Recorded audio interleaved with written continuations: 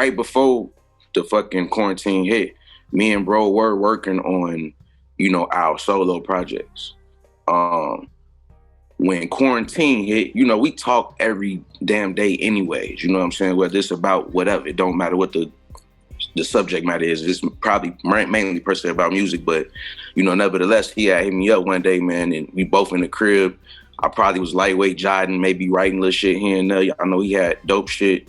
And he was like, man, bro, we should make a project, you know, for the time right now.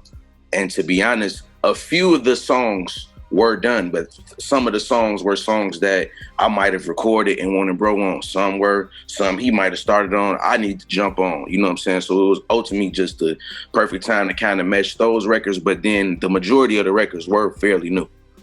Like 23, right? That was done too.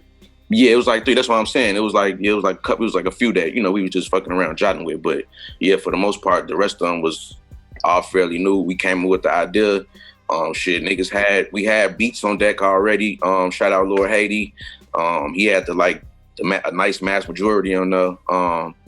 Who else was on the?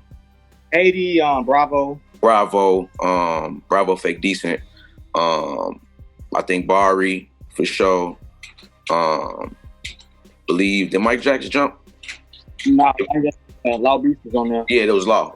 Yeah, and yeah, we pretty much just had fun, bro. Like I ain't gonna lie, you know what I'm saying? It was pretty much more so easy for, you know, us to put the music together. Like he said, man, that's always the skillful part. We've been doing that, you know what I'm saying? The ultimate thing we was looking at was like, man, we come together, man, and combine our budgets, combine our fan bases, combine our, you know, minds ultimately, man, so we could try to get like the best result out of this. And you know, shit, we went from there, hit our homie Word, you know what I'm saying? He did the artwork for us and went crazy. And that nigga like fucking hand drew that shit and snapped. And you know, it was just like the perfect feel. You know, we ordered it up and shit, that's how Quar-A-Ntine Randemic hit. Probably Broadway Party. And it's not even really a memory, like per se, like that was like really stuck out. It just, that song, like, that was like probably one of my favorites. I think me and bro, and just that whole recording session, man, we just kicked it. You know what I'm saying? The whole recording process, we kicked it, you know what I'm saying, to have fun. But, you know what I'm saying, for the majority, like I think that was probably like the one that really stuck out, man. It was just a nice moment, you know what I'm saying, to hear something like that we put together, and the nostalgia of the record, if you know the actual, you know, Broadway Party record, you know what I'm saying, for certain mix a lot. So it was a pretty dope joint, man. I messed with it. What it was, so Weasel had, you know, he always got like all the joints. Like I be having joints too, but he be having like the dope shit, like from, you know, our homie Logic that produced, shout out Logic, DJ Bari especially, and Billionaire Boy Scout. You know what I'm saying? You know, and like I said, I be having joints too, but Weasel had some joints from Bari called Coke Raps. Him and Bari had already had a record, I believe, called that. And Weasel gave me one, and I was gonna do one. And the N.R.O. record, I got that beat, and I had just wrote to it. You know, I came up with the hook, wrote to it. I think I spit it over the phone for bro. I sent him like a telly or some shit. Sent him a voice memo, and he heard it, and shit. We went from there, and then everything on that is fresh. Like everything's fresh. Once our homie Tay Butch, you know, he had took a little hiatus from music for a second. He came back around. He came with that Time record. And once he came with that Time record, that really kind of set the pace for like the rest of the project. You know what I'm saying?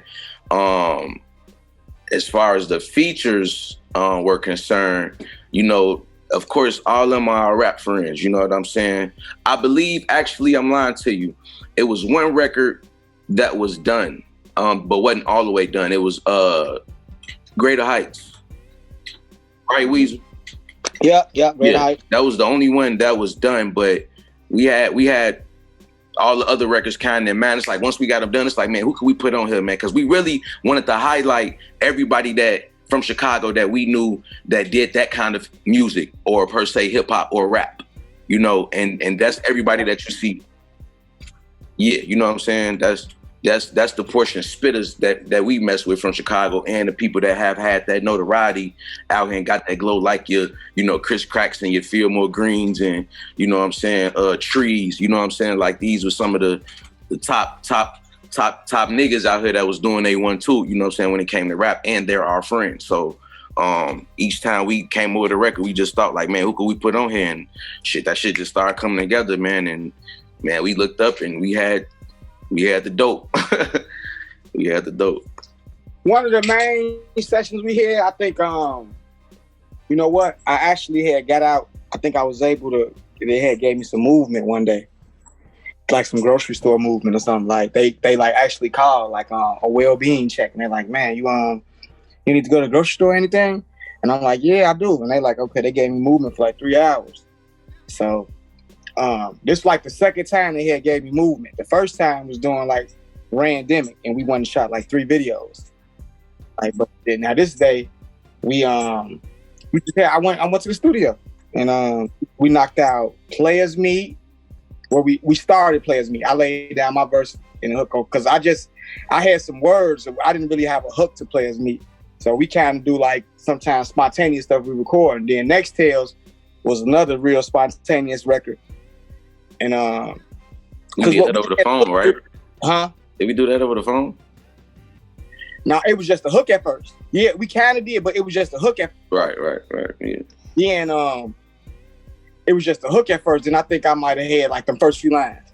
Right. And I think it was up to like, I don't know what it was up to. All these dead rap, it might have been up to that or something. Yeah. I don't even know how I got to a point where me and you going back and forth. Yeah, I don't remember that. I ain't gonna lie to you. But that session like set the pace though. It was yeah. It was we did what was all done that day? Next Tale, Start, Players Meet, something else. And man, I don't know. I might have did N.R.O. I don't know. It might have been that. N.R.O. It was N.R.O. It was N.R.O. Yeah.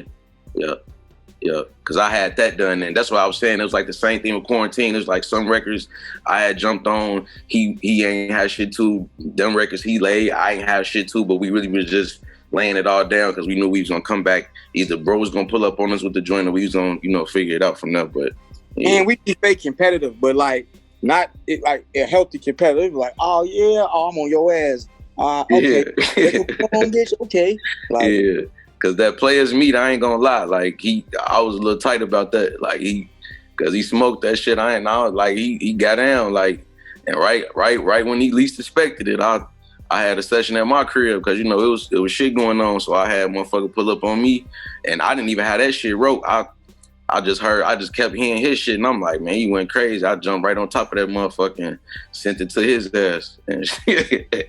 Yeah, and I actually think he smoked me. You know what I'm saying? I got smoked on that one. I think Terror got down, you know what I'm saying? But it's, Terror smoked, you know what I'm saying? Terror went crazy. But I don't feel bad because I laid my verse first, so you know what I'm saying? I don't feel like no type of way.